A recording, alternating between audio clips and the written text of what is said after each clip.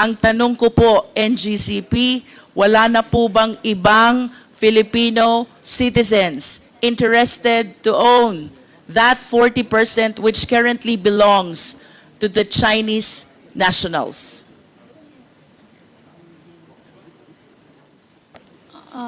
Your Honor, we do not have any knowledge or aware of it. May we know, NGCP, the primary reason why the NGCP preferred or allowed or opted to have this 40% be owned by Chinese citizens? Because the possibility, Mr. Chair, is that there are Filipino citizens or corporations as well who might be interested during that time, 2008, to acquire this 40% stock holdings of the NGCP. But as we can see from the GIS, that 40% is currently owned by State Grid of China Corporation plus the 4 other Chinese nationals. Pasensya na po, but you are representing the NGCP. So I wish to believe that somehow you are aware bakit po ang naging preference ng NGCP is to have this owned by Chinese nationals. Your Yes, Honor, ma'am. may I be recognized? Your Honor, Please. NGCP, Mr. Chair, was incorporated after the consortium of its stockholders won the 25-year concession in an open public bidding held by PISAM. As required by PISAM's bid documents, Mr. Chair, all prospective bidders had a technical partner. All prospective bidders should have a technical partner with proven expertise in transmission systems.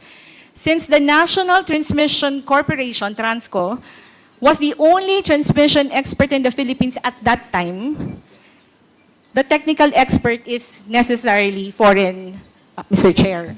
So to respond to the question, Mr. Chair, the NGCP made mention about technical partner. Can we please expound on this? What specifically did we anticipate from our Chinese counterpart when you said we need the technical partner? Your Honor, technical would include the operation of the transmission systems. You said operation? And as well as the systems operation, Mr. Chair, so transmission systems and the SO. And these aspects, Your Honor, transmission industry, Your Honor, is really, it's highly technical. Kanina po, sinabi nyo din, TRANSCO lang ang merong technical capacity, should I say, or resources. And that is why you relied on foreign ownership when it comes to technical part. To enlighten the public, NGCP, are you trying to say na ito pong technical part ng NGCP cannot be provided at all by Filipino citizens? Your Honor, yung konteksto po ng response ko was that from the beginning, and that nung nagbidding din po nung panahon na yon, nung binid out din po ito ni PISAM, other participants in that bidding is meron din po silang kani-kanilang technical expert who were also foreigner, Mr. Chair. Right? So, kinakonteksto ko lang po, Mr. Chair, na kaya na hanggang ngayon, nagpapatuloy pa rin, Mr. Chair, yung composition ng NGCP. Let's go back to the 30, 40. time when NGCP was incorporated and applied for a franchise, because that's what you are referring to. You were saying during that time, the only company which has technical capacity is Transco, and the other companies with technical capacity has foreign counterparts as well. Do you confirm that? Mr. Chair, because transmission, Please answer the question, NGCP. yes, I confirm. And with that answer, are you trying to say that during that time, hindi kaya ng Filipino citizens to supply the technology or the technical aspect of the NGCP operation? At that time, Mr. Chair, yes. At that time, yes. And of course, when you say technology or technical operation, that goes to the heart of the very operation of the NGCP. And you were saying hindi kaya ng mga Pilipino. Tama po ba ito, NGCP? At least during that time. During that time. At kung hindi ito kaya ng Pilipino during that time, then it follows during that time, we were solely dependent on our Chinese counterpart who owns the 40%. Yes or no? Mr. Chair, can I give a context? Because the bid document, Mr. Chair, requires for a technical partner. Mr. Chair, I'm just following the answer of our resource persons. We go back to 2008. You said during that time, hindi kaya ng mga Filipino. Then it follows that during that time, we are solely dependent to these Chinese corporations and citizens in as far as the operation of NGCP, a public utility corporation, which ownership and operation is protected by no less than the Philippine Constitution.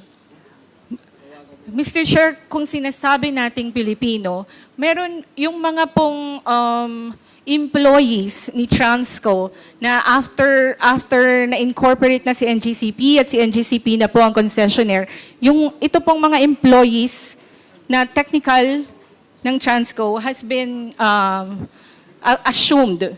So, However, Mr. Chair, even considering that they have Filipino employees, of course we understand that the citizenship of the corporation is determined by the extent of ownership of the owners. If the owners' majority are foreigner, then it is a foreign corporation. Otherwise, it is a Filipino corporation. If I may proceed, Mr. Chair.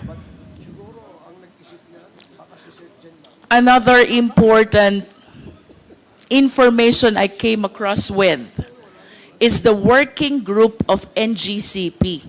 Ano po ba itong working group of NGCP? Mr. Chair, sorry, I missed like NGCP working group.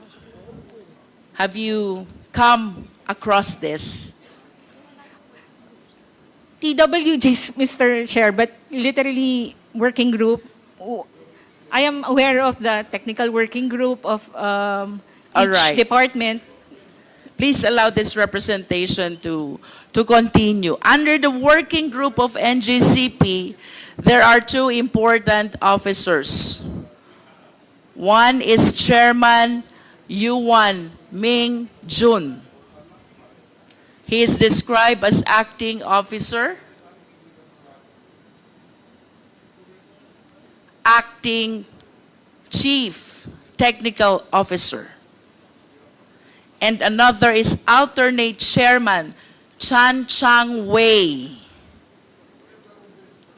These two play significant role in the evaluation of bids and in making recommendation for the award of contract.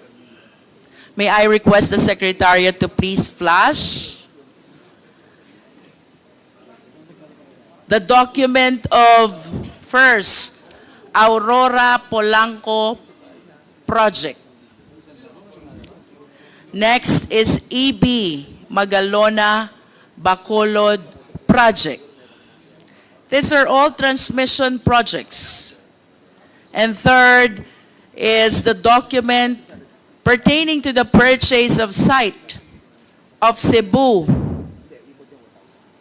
Panay, Negros project. Secretariat, please, at least to satisfy the committee that these two Chinese nationals under the working group of Ngcp indeed did the evaluation of bids and the recommendation for the award of contract.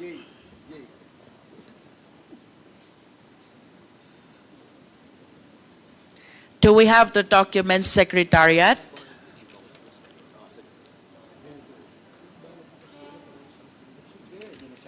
While we are waiting for their documents, I wish to add, Mr. Chair, that there's another Chinese national, this time Wen Bo.